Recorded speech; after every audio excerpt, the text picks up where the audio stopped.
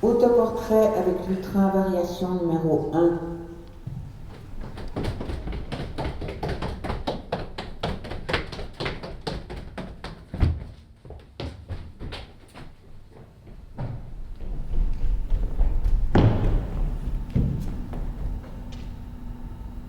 Merde. Naître. Ah, c'est pas possible. Naître, c'est bien ici et maintenant. Ça n'arrive qu'à moi, ce cauchemar. Je viens pour une lecture et je n'ai pas de texte. Par hasard, vous n'auriez pas vu quelques feuilles traîner? Ah, je comprends. Vous vous croyez au cirque? Josué. C'est toi, je parie, qui a caché mes feuilles. Josué! J'ai besoin de ces papiers. Et oh, voilà qui le rêve. Josué, m'écoutez.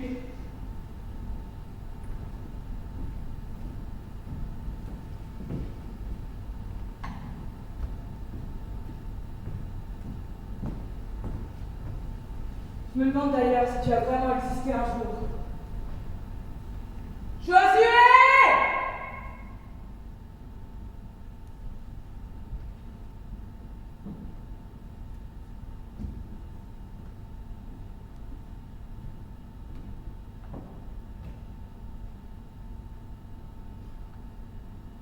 Quel silence de plomb. Hé! Oh! Vous dormez? Non. Vous me cachez quelque chose. Le lutrin est vide. Personne ne bouge. Personne ne parle. Vous m'apparaissez comme des fidèles face à l'autel. Des fanas face à l'écran. Je voudrais me sentir tellement différente de vous.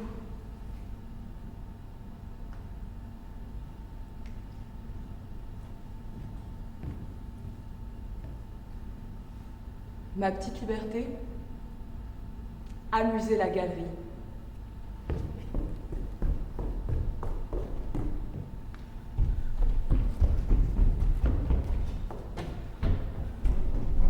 Hé! Oh! Y'a quelqu'un?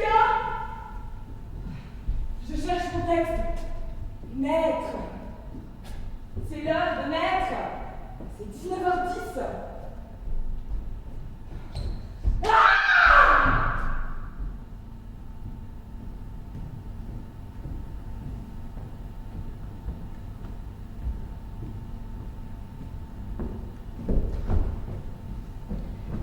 Il n'y a personne dans les coulisses. Il n'y a personne sur scène. Où sont les responsables? Je ne sais pas quoi dire, moi. Je ne suis qu'une comédienne.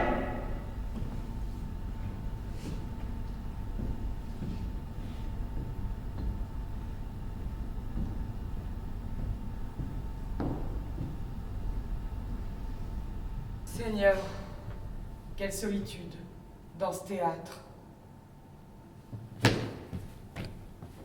Oh, des papiers, tout un tas de documents. Mon dernier espoir, est-ce que par hasard... Naître? Non.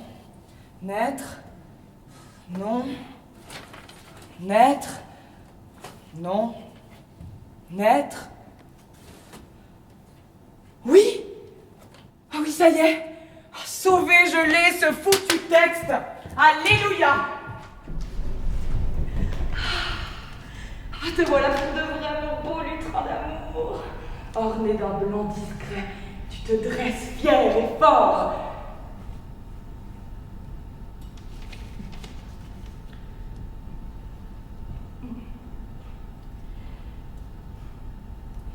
Naître. Scène pour une actrice et un lutrin, écrite spécialement pour être lue au Temple allemand, à la Chaux-de-Fonds, le 29 septembre 2019. À l'heure précise où la lecture publique de Naître devrait commencer, Les spectateurs n'ont rien à voir sur le plateau. Personne sauf un lutrin illuminé. Après un temps, la comédienne, paraissant moins de 35 ans, entre en scène à pas vif, consulte sa montre, ajuste d'un geste gracieux toilette et coiffure, elle arrive au pupitre, réalise qu'il est vide. Merde, naître, ce n'est pas possible. Mais il veut dire quoi ce texte? J'y comprends rien. Naître. Quel titre? Pour une actrice et un lutrin. Quel couple. Au temple allemand. C'est bien ici, le 29 septembre 2019. C'est bien aujourd'hui. Alors qu'est-ce qui cloche? Les spectateurs n'ont rien à voir sur le plateau. Personne, sauf un lutrin. Mais ça colle pas. Relisons attentivement. Personne, sauf un lutrin illuminé. Mais ça ne tient pas debout. C'est pas possible. Quelle confusion. Ah, j'y suis. Précisément sur cette scène. C'est moi qui bloque. Je ne devrais pas être là, sur le devant de la scène. Je devrais en réalité disparaître. Il y a des coulisses. Des coulisses du jamais vu, du non-vu, mal entendu. Quel non-sens. Et du reste, je ne suis pas d'accord. Me placer derrière, m'effacer. Mon cher, la situation est simple, comme bonjour. L'un de nous deux est de trop. En conséquence,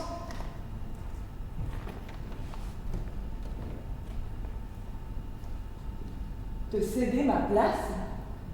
Ah non, merci, jamais de ma vie. Ou alors, autre idée, le lutrin comme image littéraire. Le lutrin illuminé, ça serait moi, porteuse asservie d'une parole étrangère, lectrice transcendée, vestale. Ce n'est guère excitant. Du reste, du point de vue du style, il faudrait un mot féminin, un lapsus, à la place de lutrin, latrine. Moi, bonne latrine, réceptacle de rêves merdeux. Dégueulasse. Mais qu'est-ce que ça voudrait dire? Rien. Ou alors, nouvelle possibilité, une faute de frappe. Je tiendrai le mot lutine. Je serais une lutine à un grain de sable dans les rouages de la machine humaine. Flûte. Mais ce texte est vraiment tordu. J'y comprends plus rien et je commence un mal de tête.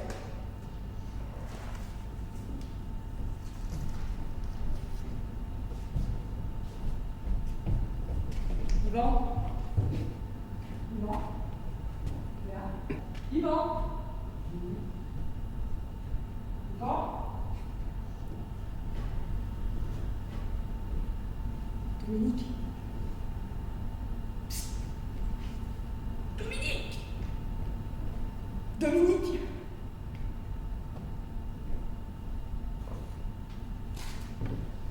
Et l'auteur? Il est là! L'auteur!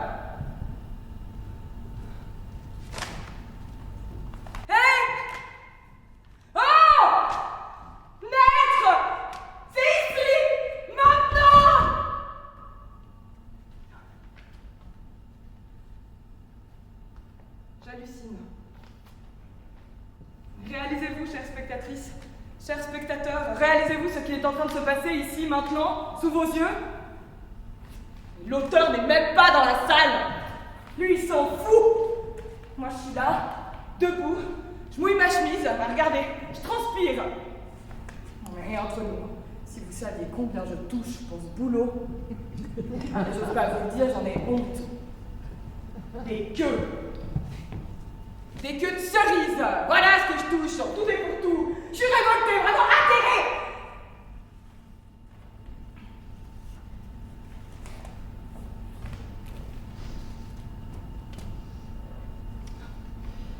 En tout cas, je peux vous dire que ce n'est pas pour l'argent que je suis ici maintenant.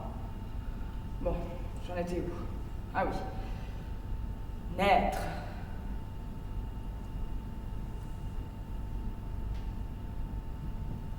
Quelle inadvertance.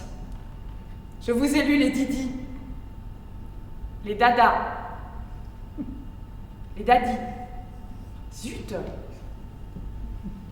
Les didascalies. Moi, je sais pas quel est l'imbécile qui m'a copié ce texte, on n'est pas capable de distinguer clairement les répliques des Didi. Des Dada. Des Daddy. Oh, zut! Des didascalies. On mélange tout et n'importe quoi de nos jours. Non, mais quand je pense à Josué, je vois clairement comme nous nous serions disputés à propos de cette lecture. Le jour où on devait se retrouver avec Yvan, Dominique et tous les autres là, pour commencer le travail autour de la table, j'y suis pas allée. On en avait pas envie. Je me disais, bof, un texte ou un autre, c'est du pareil au même. C'est bonnet blanc, blanc bonnet, ça m'est égal pour ce qu'on m'en donne, pour ce que j'en tire. Je le lis et puis voilà, point final. Non mais c'est vrai quoi, j'ai raison. Alors, encore faudrait-il que le texte soit bien écrit. Encore faudrait-il qu'il ait un sens, qu'il soit lisible. Non mais en plus ce jour-là c'était un dimanche avec un soleil radieux. J'aurais voulu profiter de le vivre en compagnie de Josué. Nous nous voyons si rarement. Pour changer, Josué n'aurait pas été d'accord avec moi. Il m'aurait répété « Tu dois aller à la réunion. Tu dois montrer il tuo talento. Peut-être tu auras un nuovo contratto. Et blablabli, et blablabla. » Bref, pour un texte abracadabrant, nous aurions bousillé notre fin de semaine. Le samedi, Josué se serait fâché contre moi et le dimanche, j'aurais boudé. Notre temps s'enfuit toujours ainsi. Du lundi au vendredi, Josué est à Rome pendant que je reste à Laccio. Samedi et dimanche, Josué pourrait me rejoindre, mais nous ne nous entendons pas. Ou alors il pleut. Merde. Déjà lu? Net, ce n'est pas possible. Déjà lu? La comédienne. Ça. Non mais ça c'est fou ça. Hein. Il veut une comédienne, cet auteur. Comment il s'appelle déjà, machin? Ah, ouais. Pas de nom, pas de trace, pas de présence. Le vide absolu. Alors par contre, dans ces Didi, c'est Dada. C'est Daddy. Ah, zut! C'est didascalie. On mélange tout et n'importe quoi de nos jours. Monsieur précise expressément. Je veux une comédienne.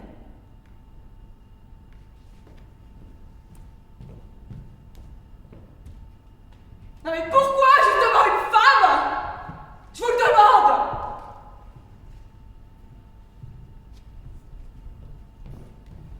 Regardez, c'est écrit là, en toutes lettres. La comédienne. La comédienne paraissant moins de 35 ans. Alors monsieur l'absent tient surtout à l'apparence. Quel macho cet écrivain. J'entends mon père. Dans ta vie, ma fille, tu dois viser le beau rôle. Si tu veux plaire à ton chéri, ma Léa, tu dois savoir jouer de ta personne.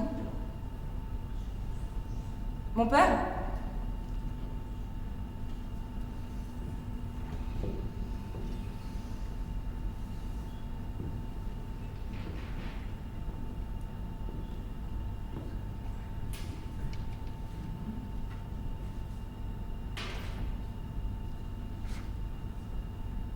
Je le vois clairement debout, un tablier sur son complet de flanelle grise à la cuisine. Samedi après les courses au marché et parfois aussi dimanche, oui, ça aurait vraiment été sa manière à lui de s'amuser, de se reposer après de longues heures de travail. Il m'appellerait, sa voix résonnerait dans le grand hall du rez-de-chaussée, remonterait la cage d'escalier. courrais jusqu'à ma chambre. Viens jouer près de moi, ma Léa, j'aurai plaisir à t'écouter. Alors, sans réfléchir, j'obéirai.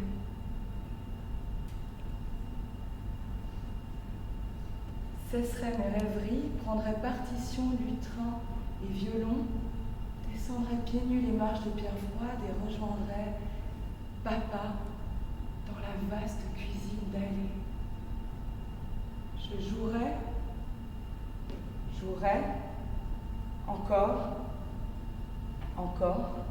jouais, encore, jouerai, sans suivre aucune partition. La musique, je l'invente pour mieux observer, fasciné, caché derrière le lutrin de mon père, ces belles mains longues et vigoureuses, rapides, précises, comme celles d'un artisan, coupées en tranches très fines, tomates et oignons, hachées, basilic et ciboulette, casser les œufs, désosser les volailles. Soudainement, il me dit: ma chérie, quelle joyeuse musique! Comment s'appelle le compositeur? Je lui réponds: Corélie. Alors, papa s'interrompt, lève la tête, me regarde, sourit et dit: eh bien, j'aime vraiment la musique de Corélie. Ah, papa, aurais-tu deviné qui crée notre petite musique de cuisine? Aurais-tu aimé mes improvisations pour de vrai?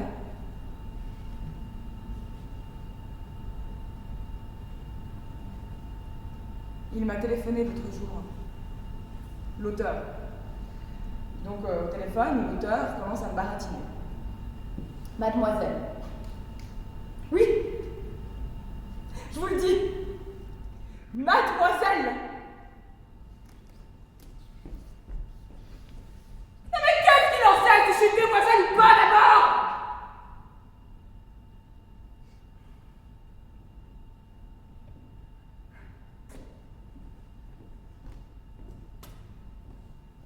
Mademoiselle, vous avez choisi mon texte. Choisi son texte? Mon cul!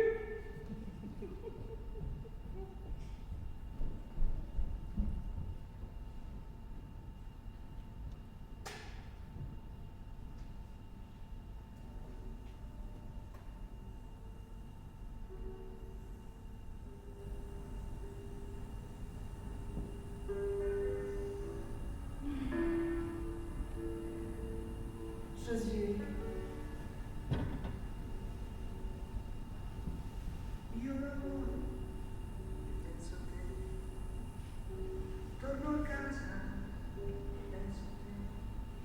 Le printemps odorant,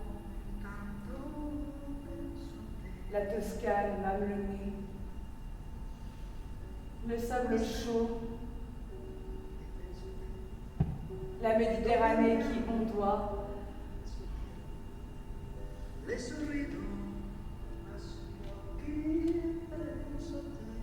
le lambrusco qui pétille dans les verres embués, les nuages qui sculptent en passant le ciel bleu.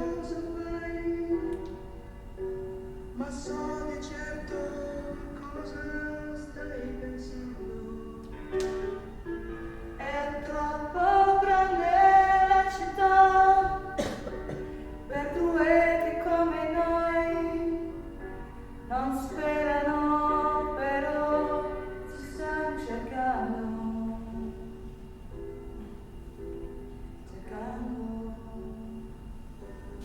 Josué, je t'ai aimé passionnément à la folie.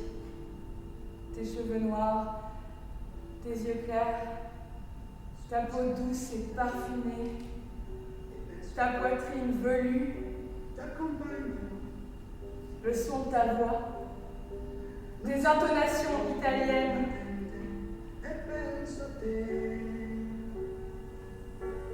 Sono duro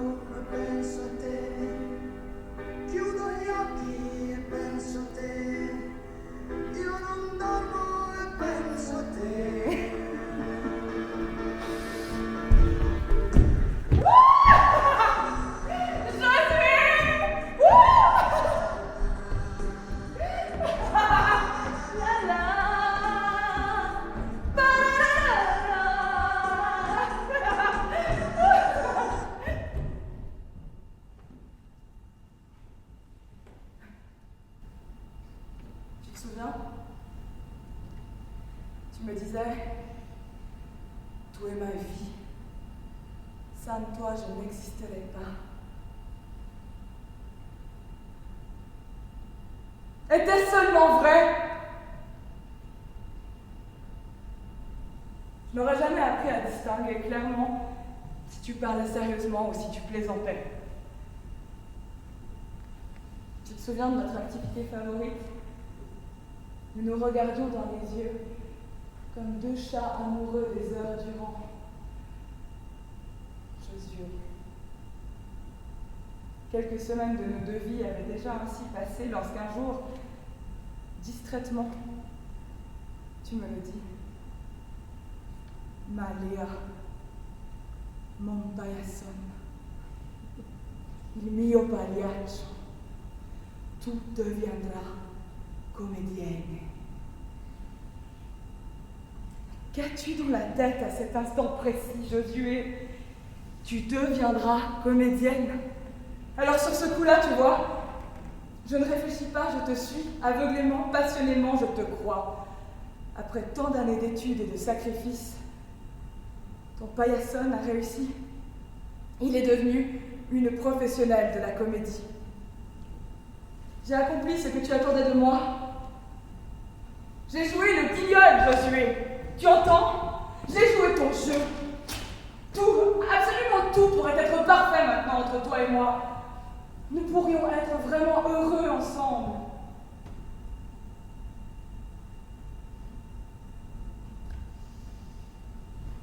Je me demande d'ailleurs si tu as vraiment existé un jour, Josué.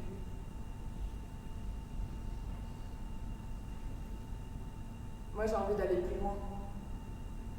J'ai envie de construire. Vous comprenez? Est-ce que vous voyez ce que j'essaie de dire? Vous savez, j'ai 35 ans passés. Je ne les parie pas, n'est-ce pas? Mais le temps file, mine de rien. La vie veut se poursuivre et moi, à plus de 35 ans, j'ai envie d'un enfant. C'est maintenant que je peux être enceinte. Pas dans 10 ans, vous êtes d'accord?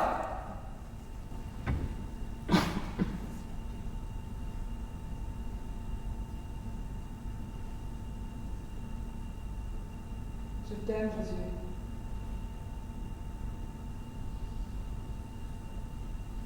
Perdu dans mon amour, je déchire mes vêtements, coupe mes cheveux, me jette dans la cendre.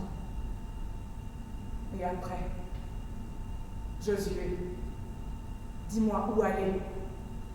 Josué, dis-moi où aller.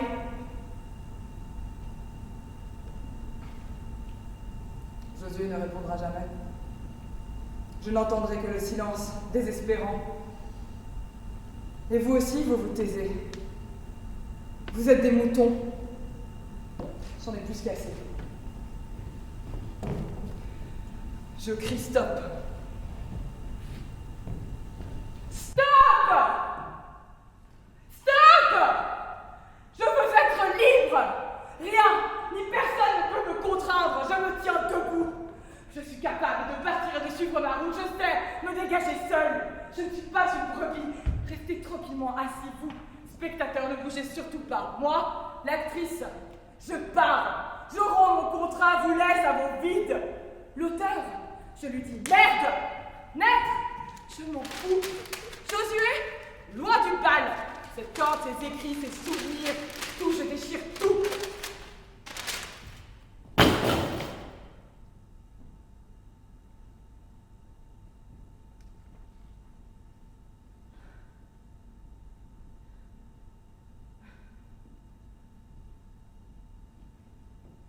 Que m'est-il arrivé? Que s'est-il passé? Ai-je été saisie de désespoir, de rage, de papier déchiré?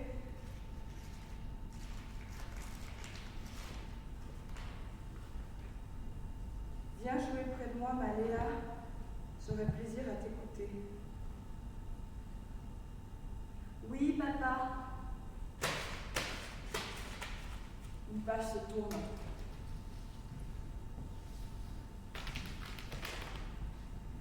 Mademoiselle, vous avez choisi mon texte.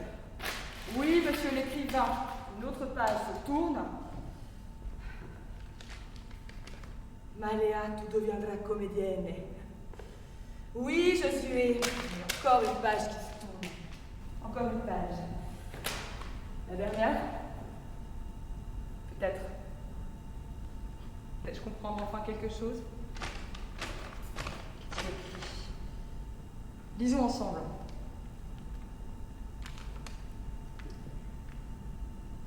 Furieuse. J'en ai plus qu'assez. Je crie stop, stop, stop. Je veux être libre. Rien ni personne ne peut me contraindre. Je me tiens debout. Je sais me dégager seule. Je suis capable de partir et de suivre ma route. Je ne suis pas une brebis.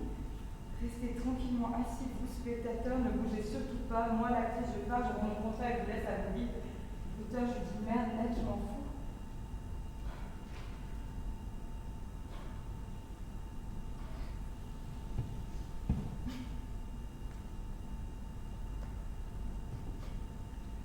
Tout est donc préconçu.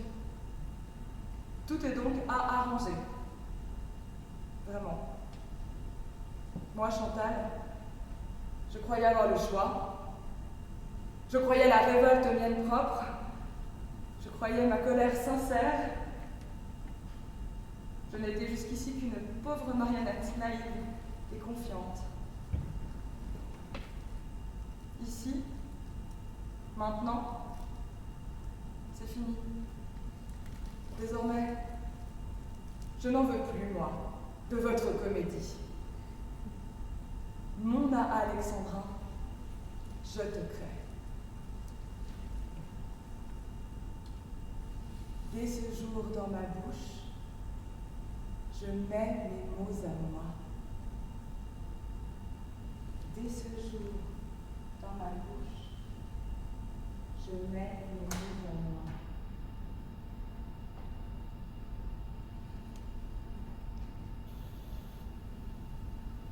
Autoportrait avec lutrin, variation numéro 2.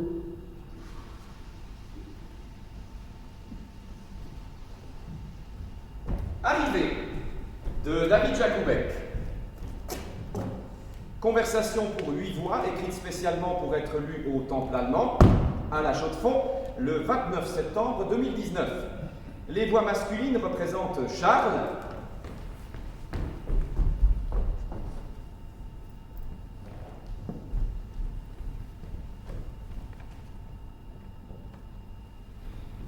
la voix intérieure de Charles,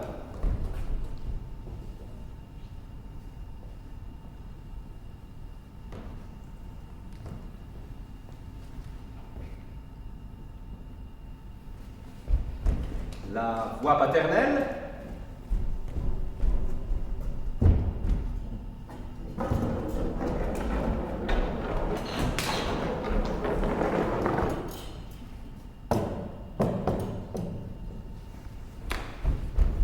et les didascalies pour les hommes. Les voix féminines.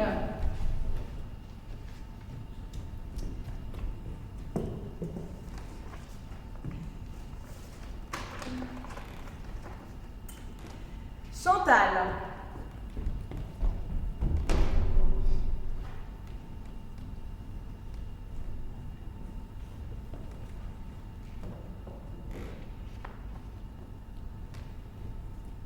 La voix intérieure de Chantal.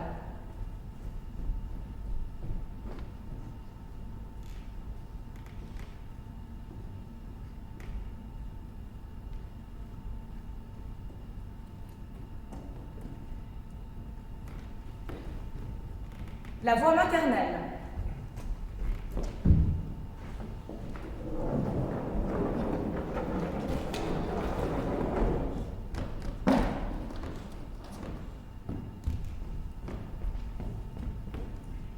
Et les didascalies pour les femmes.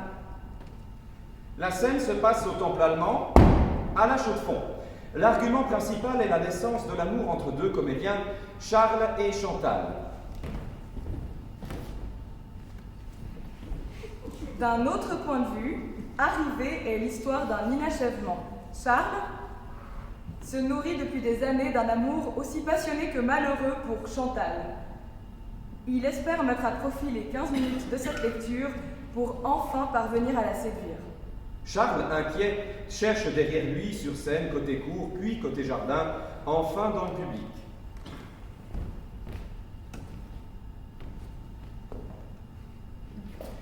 Chantal, où t'es? Chantal est absente.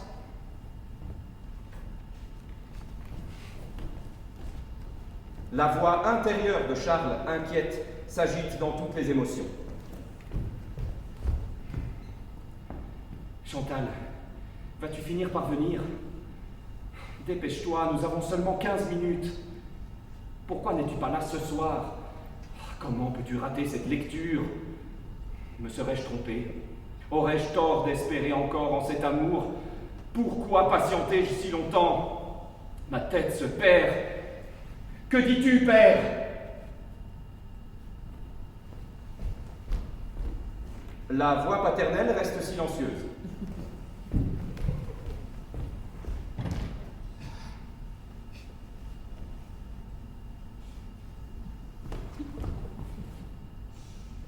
Pas un mot, père. Tant pis. Je les connais, nos dialogues. Si je te confie une nouvelle fois mes peines amoureuses, tu vas longuement réfléchir, prendre un air docte et lâcher. Mon fils, sache qu'une femme de perdue dit se prouver. Moi, je me suis tellement réjoui d'aujourd'hui. De voir Chantal, de partager 15 minutes sur scène avec elle, de lire à ses côtés. De lire quoi, déjà?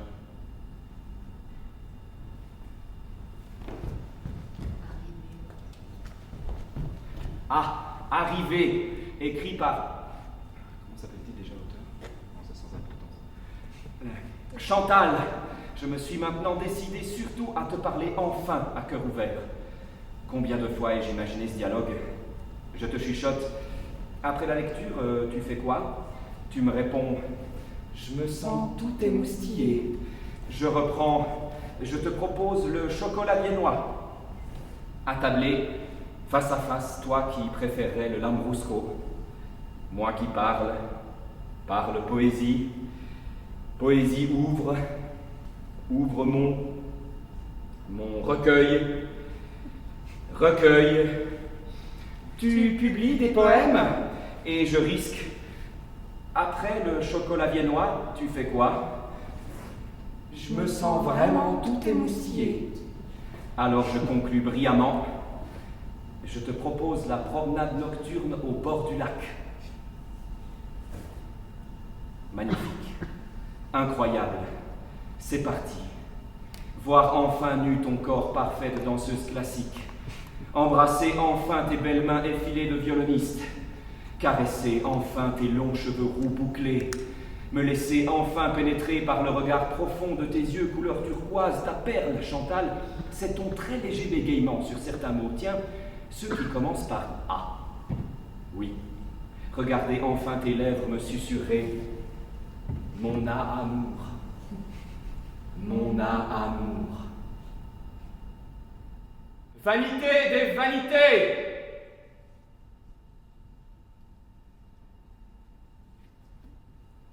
Mon cœur trop lourd se rompt. Des larmes trop lentes sur mes joues s'écoulent et voilent ma vue. Ma tête est folle de rêves bienheureux. La nostalgie m'étouffe. Maman, réponds-moi! La voix maternelle reste silencieuse.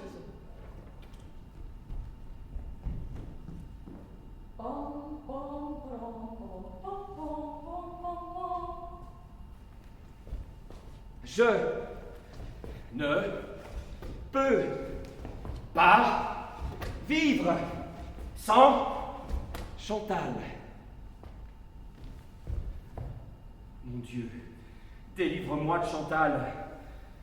Non, imaginons le contraire.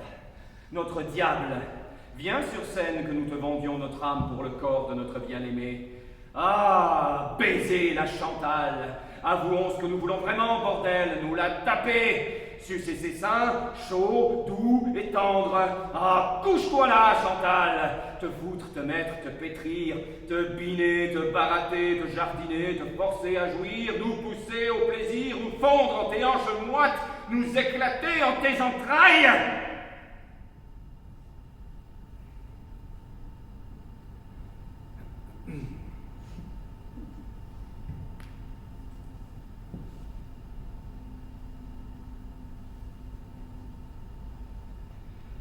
Ah, Chantal, ma Chantal.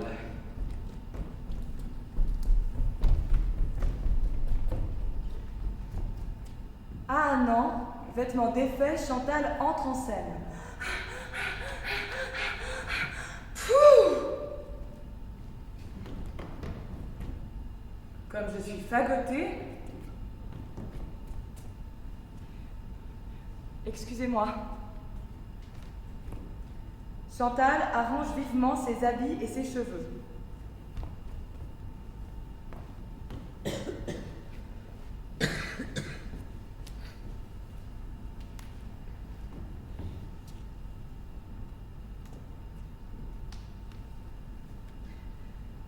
Quand t'ai-je vu pour la première fois?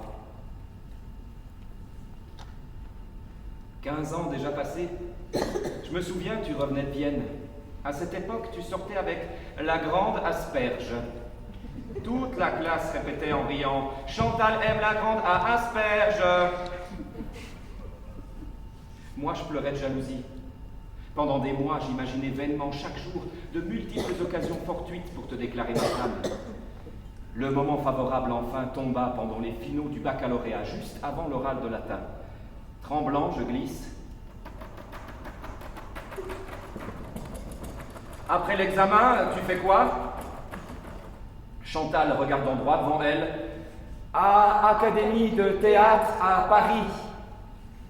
Je n'avais jusqu'à cet instant jamais vraiment su que devenir, alors sans réfléchir, j'ai pensé comme illuminé. Chantal se destine au théâtre, je suis Chantal. Ainsi devins-je comédien, comme Chantal. Ainsi nouai-je définitivement la corde qui lie mon cœur à cette femme. Résultat, 15 ans d'attente vouée à l'écriture, 5 volumes de poésie, épuisé.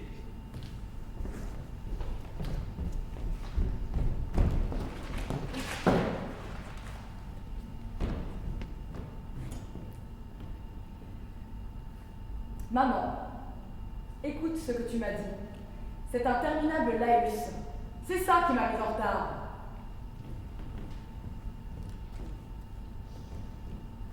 Ma chère petite Chantal, que commenceras-tu la vraie vie? Se former sans fin, se former, ça suffit maintenant. Je résume ton parcours. D'abord la dose classique, tu gagnes le chausson d'or à 13 ans. En même temps, le violon, diplôme au conservatoire avec mention spéciale du jury. Tu continues à Vienne, le Mozart d'or à 17 ans. Puis le théâtre, à Paris, plusieurs années couronné par le Molière d'or. Sais-tu ce qu'en pense ton père? Je l'entends parler de toi. La voix paternelle reste silencieuse.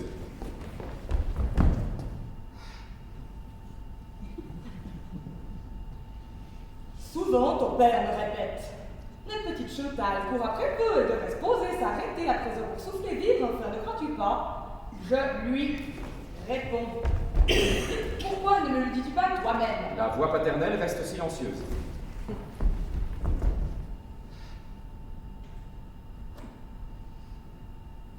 Après tout ça, tu fais quoi? Tais-toi, je connais ta réponse. Te souviens-tu de l'Alexandre? Elle parle de la grande asperge. Crois-moi, ma petite Chantal, l'Alexandre, quel bel avenir de perdu. Et toi, ma pauvre, qui répétait, je serai avec lui seulement pour que les autres me laissent tranquille. Charles s'arrache les cheveux de rage. Si j'avais su. Si j'avais su. Qu'est-ce qui t'arrive, Charles? La grande asperge. La grande asperge. Eh bien, ma petite Chantal, j'ai rencontré sa mère par hasard l'autre jour au supermarché rayon Ponchely. Imagine-toi que l'Alexandre est maintenant ingénieur, marié, sa femme est infirmière, chef. 3 enfants qu'il habite Colombier, si charmante allée de Villa Rose, toute mitoyenne par les garages. Tu me comprends maintenant? Et voici, ma fille, ce qui va t'intéresser le plus. Notre Alexandre préside depuis l'année dernière le comité pour la promotion touristique du village. Cette année, à la fête de printemps, selon la tradition, c'est donc lui qui devait tenir le premier rôle dans la pièce de théâtre. Il a joué Dandan, si tu l'avais entendu. Ce tonnerre d'applaudissements de la grande salle de gymnastique à l'issue du spectacle, les larmes me sont venues et je me suis dit, notre Alexandre joue vraiment aussi bien qu'un acteur professionnel.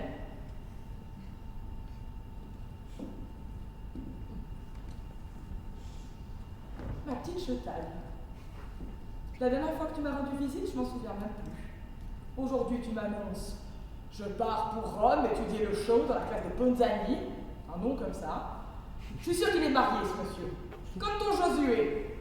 Je t'avais prévenu, Josué, pute, envolé, ni vu ni connu, une passade. Et stérile. Bon, d'ailleurs, si ton père te parlait, tu l'écouterais, lui.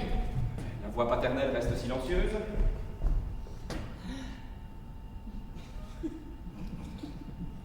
Le père, pourquoi m'as-tu abandonné?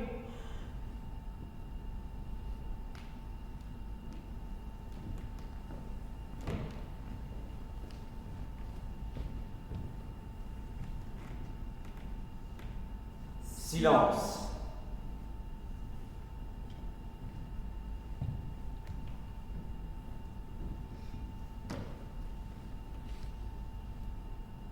Ma petite Chetaille, que me donneras-tu mon petit-fils?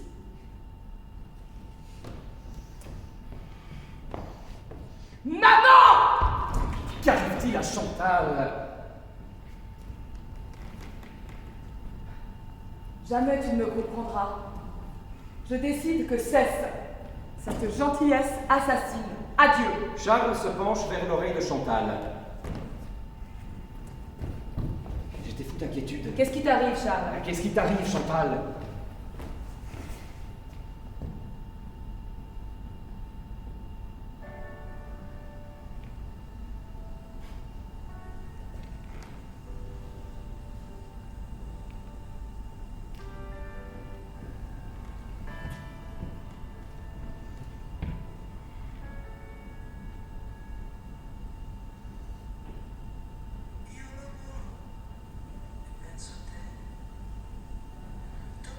Moi, ce soir, je ne suis pas ici sur cette scène.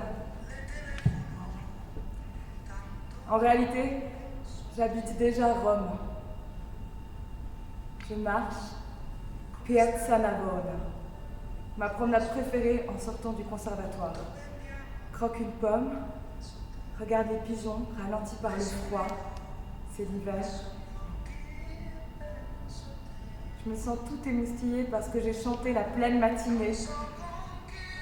Je me réjouis après mon heure de natation quotidienne, courte sieste à la maison, puis rendez-vous Café Visconti. La flûte de Lambrusco sous les grands miroirs et mon monde des livres.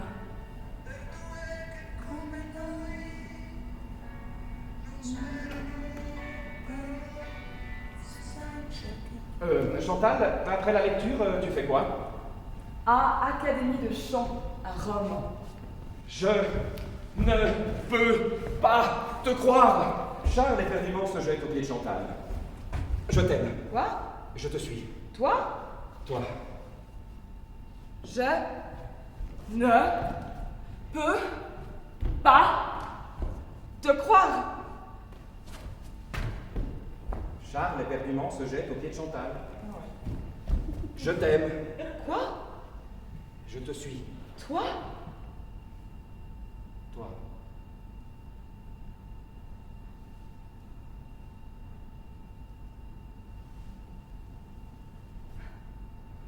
Qu'est-ce qui nous arrive?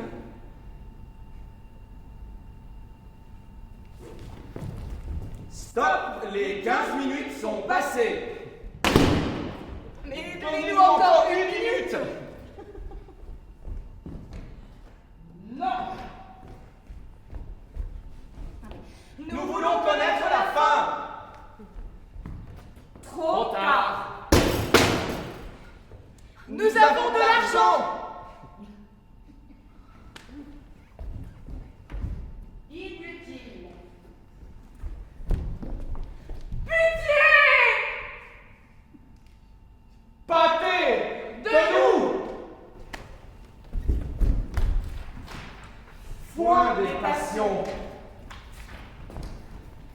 Nous en sommes à nous effacer. Quelle merde. merde!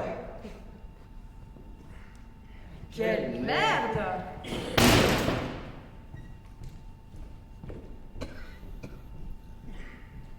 Autoportrait avec lutrin, variation numéro 3.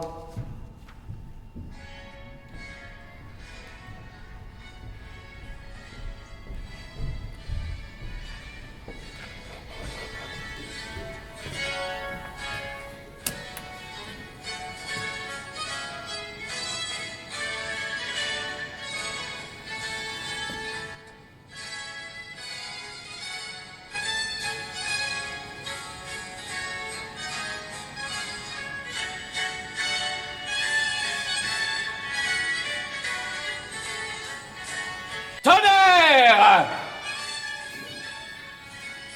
Ah, qu'est-ce qui se passe? C'est mon portable. Où je l'ai mis? Ah, je te tiens. Oui, Chantal, ma joie, t'es où? Il est 21h23. Maintenant. Nous commençons maintenant. T'es où? Tu plaisantes? T'arrives dans combien de temps? En bus? Dépêche-toi, je t'en prie. Bisous. Chantal, mon amour, comment peux-tu être si tête en l'air? Ce moment que nous attendons depuis si longtemps. Combien d'heures d'écriture? Combien de pages déchirées? Combien de cafés, cigarettes, nuits blanches, alcool?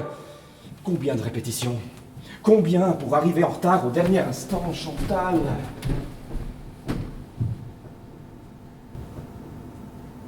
Ah, mais il y a du monde. Oh, mon Dieu, c'est pas croyable, il y a du monde. Ah, gloire à nous qui vivons le plus beau jour de notre vie. Dans mes bras, ma Chantal. Ah, c'est vrai, elle est pas là. Cher public, nous vous souhaitons la bienvenue à notre spectacle de ce soir intitulé David et Bethsabée. Petite introduction. Je serai bref.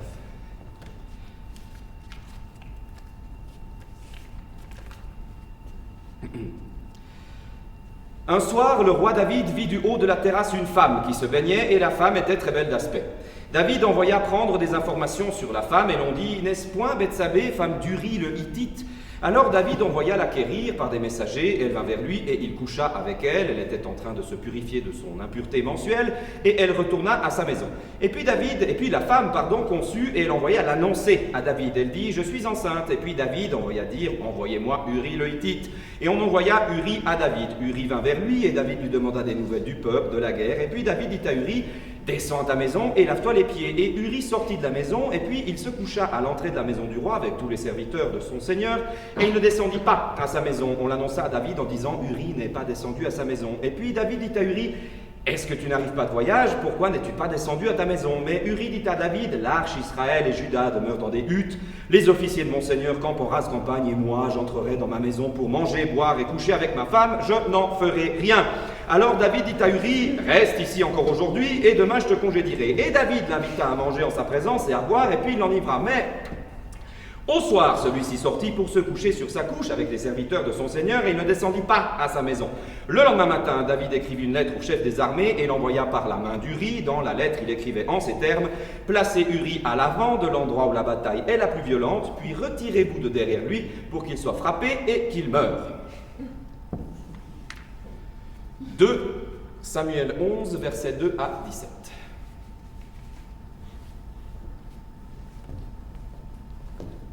Ce soir, mademoiselle Chantal vous interprétera le rôle de Bethsabée, monsieur Alexandre lui tiendra le rôle de Uri le Hittite, et moi-même, votre serviteur, je serai le roi David. En raison d'un petit problème technique, nous ne serons prêts que dans 5 minutes environ. Nous vous prions d'excuser ce petit contretemps indépendant de notre volonté.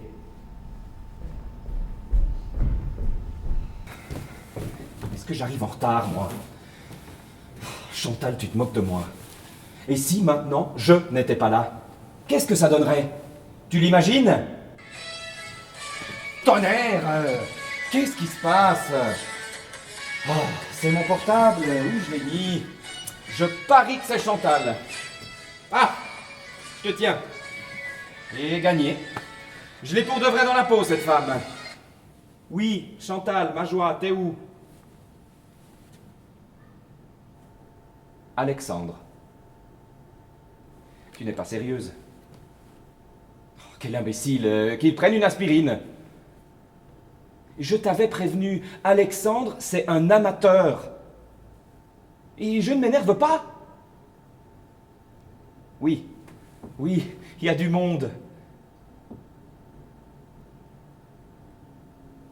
Bon, ben je vais trouver une solution alors. Évidemment que je connais l'ensemble du texte par cœur. Je l'ai écrit avec mon sang. Pourquoi me poses-tu la question? Mais je ne m'énerve pas. Oui. Oui. Oui, je t'aime, Chantal. Viens bientôt. Je t'embrasse. Bisous.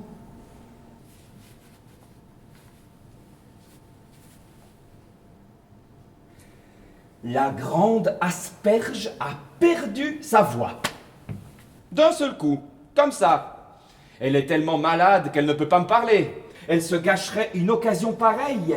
Créer, je le savais. Une histoire à trois, ça ne peut pas marcher. Il y a du monde. Mon Dieu, c'est pas croyable. Il y a du monde, ça continue. D'Alexandre. On s'en fiche. On sera juste moi et Chantal. Le théâtre, la vraie vie. Cher public, notre adaptation du drame David et Bethsabée, en raison d'un petit problème technique, vous sera présentée ce soir exceptionnellement avec seulement 2 acteurs, Mademoiselle Chantal et moi-même. Nous vous prions d'excuser ce petit contretemps indépendant de notre volonté. Nous serons prêts dans 5 minutes environ.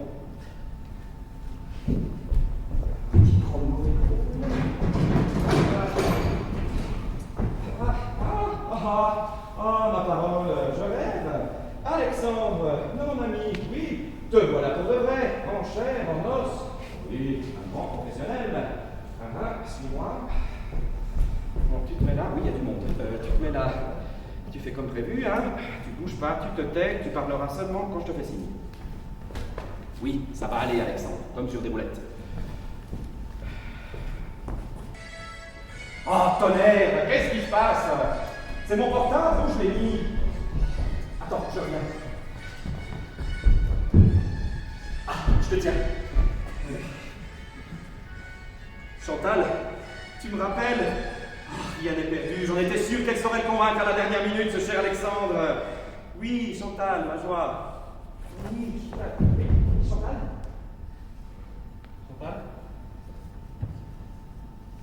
Qu'est-ce qui t'arrive?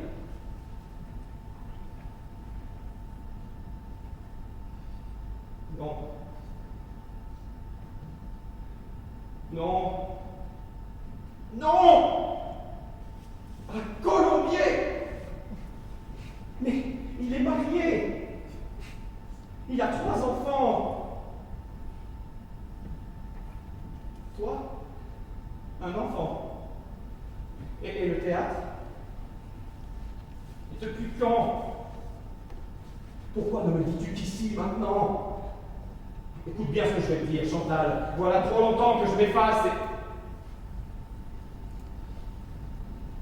Allô? Allô? Chantal?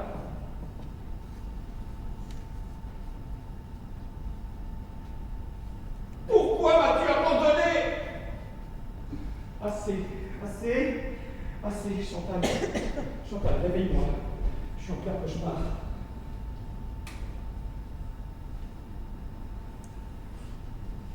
Ah, mon Dieu, il y a du monde, c'est pas croyable. Bon, Charles, attention, se tuer ou ne pas se tuer, telle n'est pas la question. Pas ce soir, pas ici. Cher public, l'histoire d'amour entre David et Bethsabée, en raison d'un problème technique, vous sera présentée ce soir par moi. Seul. Je vous prie d'excuser cette petite modification de programme indépendant de ma volonté. Je serai prêt dans 5 minutes environ.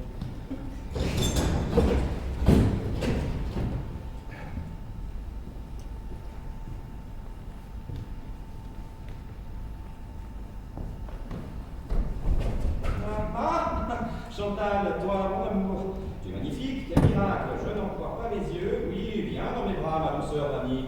Chantal, passe une minute à terre, oui, vite. Hein? C'est d'Alexandre, comme prévu.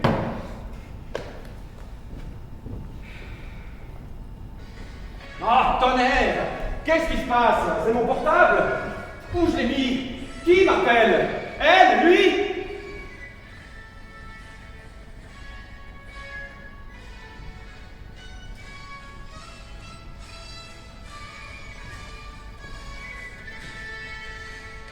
Serait-ce mon tour? Serait-ce trop tard? Non, non, pas encore. Cher public, pour commencer, je vous prierai d'éteindre vos portables définitivement.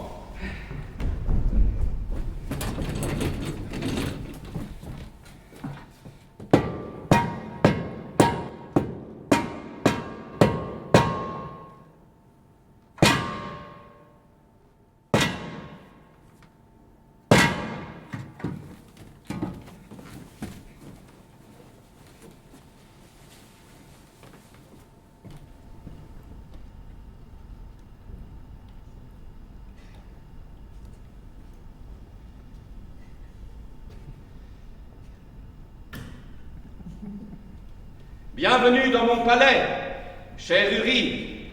Merci, notre roi, de cette invitation qui nous honore. Ta femme est également la bienvenue. Tout ça va sans le dire. Approche-toi donc, femme, ne sois pas si timide et salue notre roi bien-aimé. Mon roi, Bethsabée, David, Betsy, de quelle manière oses-tu t'adresser à notre roi? Cesse de m'appeler Betsy. Ne t'inquiète pas pour elle, cher Uri. Tu sais comme j'aime le franc-parler. Merci de ta clémence. Merci de ta prévenance. Mon roi, puis-je me permettre de te poser une question? Oui. Oui. Pourquoi m'appelles-tu pour la 3e fois auprès de toi, notre roi? Et moi, pourquoi ce soir avec Uri, David? Betsy, tu manques étrangement de respect. Notre roi, tu l'interpelles comme si tu faisais partie de sa famille. Seigneur, j'ai honte pour elle. Ne t'inquiète pas pour elle, cher Uri.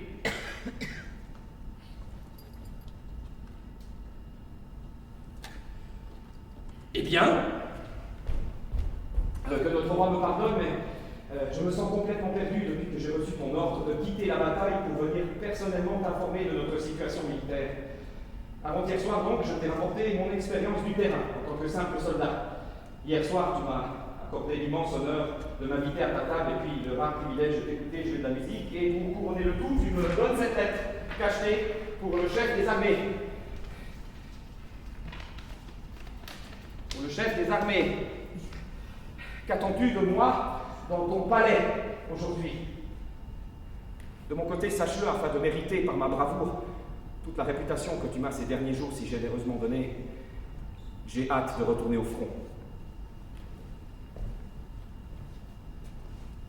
Pauvre Uri qui ne sait combattre qu'armé. Betsy, il suffit. Si tu n'étais pas ma femme, jamais tu ne serais entrée dans ce palais. Uri, la naïveté. Qui, Betsy, de nous deux décida de construire la grande villa sur les hauteurs de la ville, d'orienter sa vaste terrasse en direction du soleil couchant? Qui part à la guerre pour t'offrir tout ce luxe? Hein? Tais-toi maintenant, Betsy. Laisse-moi terminer. Qui décida d'installer la piscine sur le toit sans aucun vis-à-vis, à l'exception du palais, bien entendu, et cerise sur le gâteau? Qui de nous deux s'est déjà baigné dans cette piscine? À propos, j'ai remarqué, voici quelque temps, en effet, ta piscine en construction depuis ma terrasse, côté sud. joliment dessiné, dans des tons de pastel, qui doit coûter une fortune. Félicitations!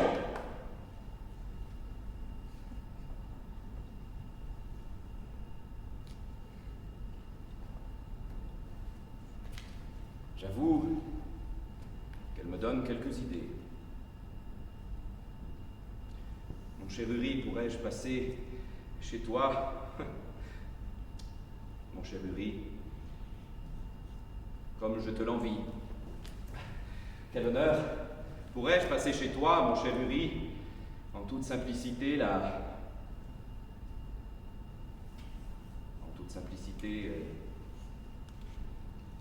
visiter? Oui, tout ce qui est à moi est à toi, notre roi bien-aimé. Ma femme se fera le plaisir de t'accueillir à bras ouverts, puisque c'est elle qui s'occupe de notre maison durant la campagne militaire.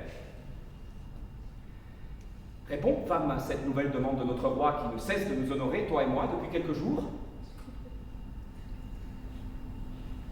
Parle, Betsy, je t'autorise.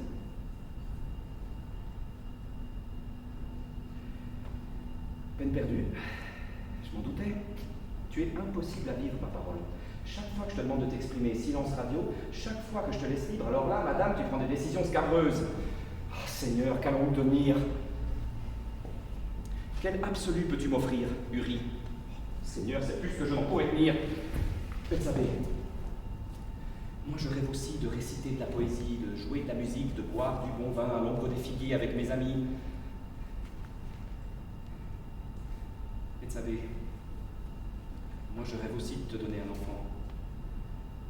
Je nous imagine tous les trois dans la douce chaleur du soleil couchant. Pourquoi me le dis-tu si tard? Je ne te reconnais plus, Bethsabée. Qu'est-ce qui t'arrive? Qui es-tu pour t'impatienter ainsi? Quelle force surhumaine crois-tu posséder? Imaginons pour un instant que je meure à la guerre. Alors oui, dans ce cas seulement, tous ces beaux projets communs seraient pour nous deux à jamais perdus. Il ne faut pas vendre la peau de l'ours avant d'avoir tué. Écoute-moi, femme, pour la dernière fois, je t'en prie. Avant notre cérémonie de mariage, te souviens-tu de notre promesse? Quelle promesse? Que notre roi me pardonne, je n'avais nullement l'intention d'ouvrir mon cœur et mon intimité conjugale pour t'importuner dans ton palais. Femme, répète devant notre roi, je t'en prie, le serment auquel tu t'es engagé.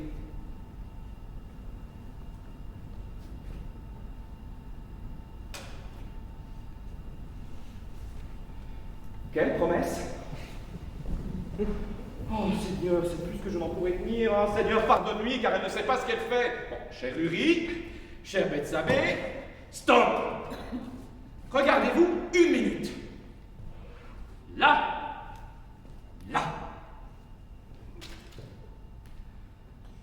Vous êtes complètement coincés, complètement paralysés dans vos histoires foireuses dites des pires télé-réalités. Pensez, laissez-moi tomber tout ce passé pourri. Enterrez-moi ces émotions futiles. Pensez concret, pensez pratique, pensez technique. Trouvez-moi enfin la paix. Trouvez-moi surtout la solution finale à ce problème qui nous a, vous et moi, beaucoup trop occupés ce soir. Pendant ce temps, je pars me réfugier dans mon jardin secret, composer musique et vers libre. Quand vous en aurez terminé, appelez mon serviteur, qui connaît l'olivier à l'ombre fraîche duquel j'aime à m'abriter. Solitaire, il composait ma musique et boire mon sirop de grenade.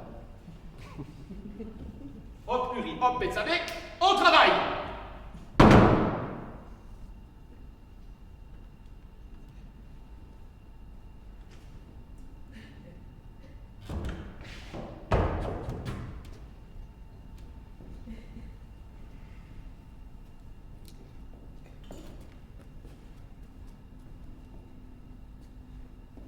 Décide-toi, notre roi!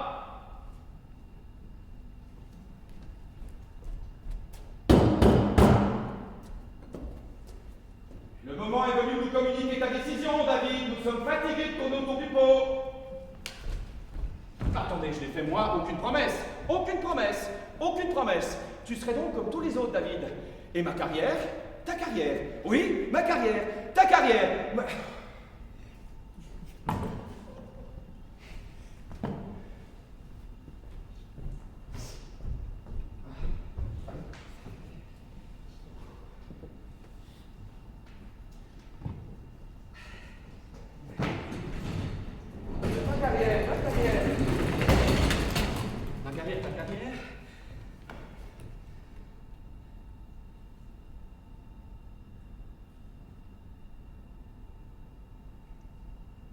quel bordel.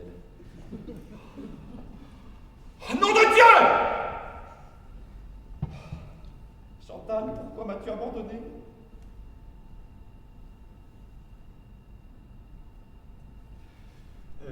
Ta carrière, ma carrière.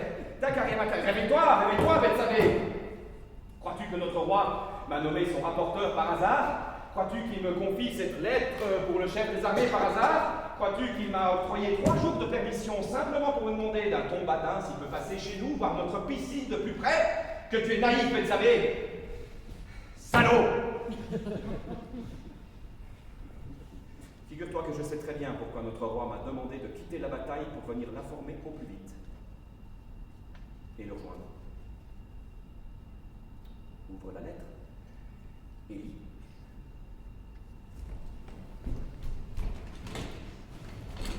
Fraudeur!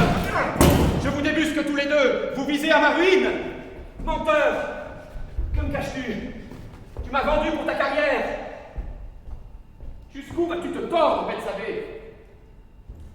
Je désespère de ton amour. Quel exploit dois-je encore accomplir qui rallierait ton cœur au mien?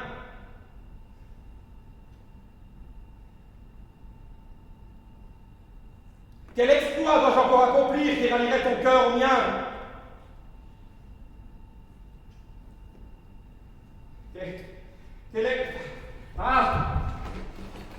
Vanité des vanités! Mon royaume, c'est la poésie. Comment m'élever de cette vileté boueuse?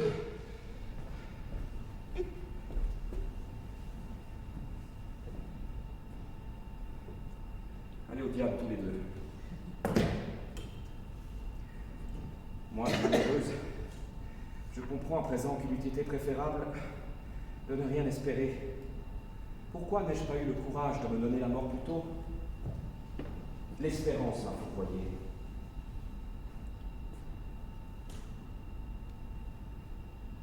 Ma vie est stérile pour toujours.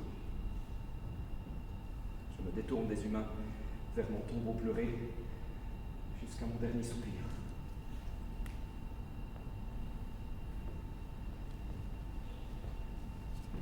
Quant à moi, ma décision est prise. Déçu, j'assumerai néanmoins ma mission et mon engagement jusqu'au bout. Des campagnes militaires, je reviendrai soit sain et sauf, soit tué face à l'ennemi, raide étendu dans mon linceul. Ne pars pas, Chantal. Ne pars pas.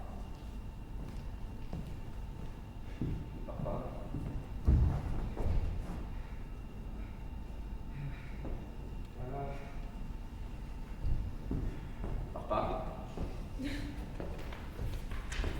Ne pars pas, femme.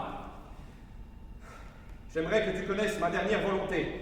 Notre roi, puis-je t'adresser une dernière prière? Ah, Uri, si je devais mourir pendant les actions héroïques que j'ai l'intention d'accomplir sur le champ de bataille en ton honneur, pourrais-tu prendre soin de ma femme? Compte sur moi, Uri, je n'y manquerai pas. J'en étais sûr, merci notre roi de ce que tu représentes. Je te salue, Bethsabée. Uri, je te salue. Notre roi, je te salue. Uri, je te salue. Il est parti? Vraiment parti? Il est parti de lui-même. Quel courage! Quelle ténacité! Nous sommes libres, tous les trois, les deux, n'est-ce pas, Chantal, Bethsabée? Quelle heure est-il? Comment? J'ai cru que tu me disais quelque chose.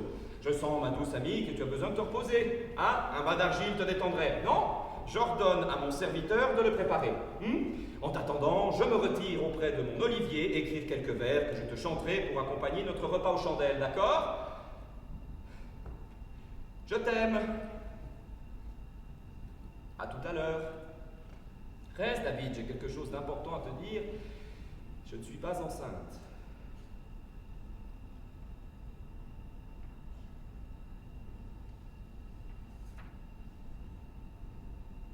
Je ne suis pas enceinte.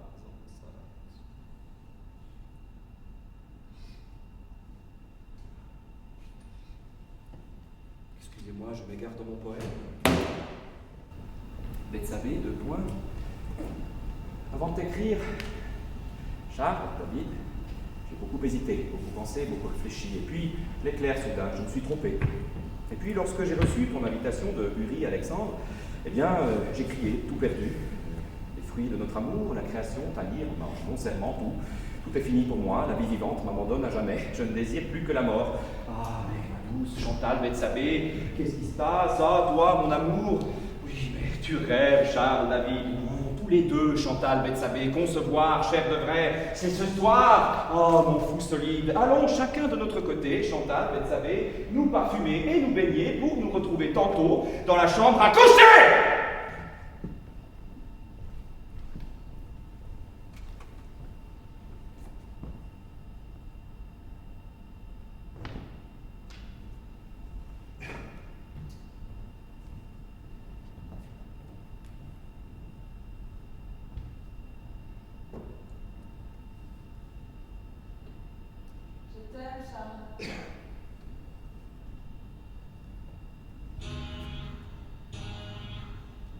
Elle est partie? Vraiment partie? Elle est partie. Oh, j'aime mon amour, Chantal, Bethsabée de mes rêves. Oh, tes murmures m'assourdissent, tes yeux doux m'éblouissent, tes caresses me transpercent, tes paroles m'illuminent, ton sourire me parfume et ta poitrine me musique. Vite, vite! Hé, serviteur, prépare mon savon et mon bain, servante, vite! Ah, mes parfums, mes onguents, oui, mes linges fins! Hé, servante! Les tentures! Que du rouge! La crème double! La crème double! Là! Non! Pas encore! Bande de fainéants que ma reine adorée n'attend pas une minute en plus! Je suis nu! La flûte en rut m'applique chaque lutte et craint de faire mon pic de sang! Ah! Ah, je n'oublie le plus important! Les gaufres! Les cuisines! C'est possible pour vous, vos gaufres, ce soir? Ah, merci, cordon bleu! Bien tiède, hein? Avec du miel.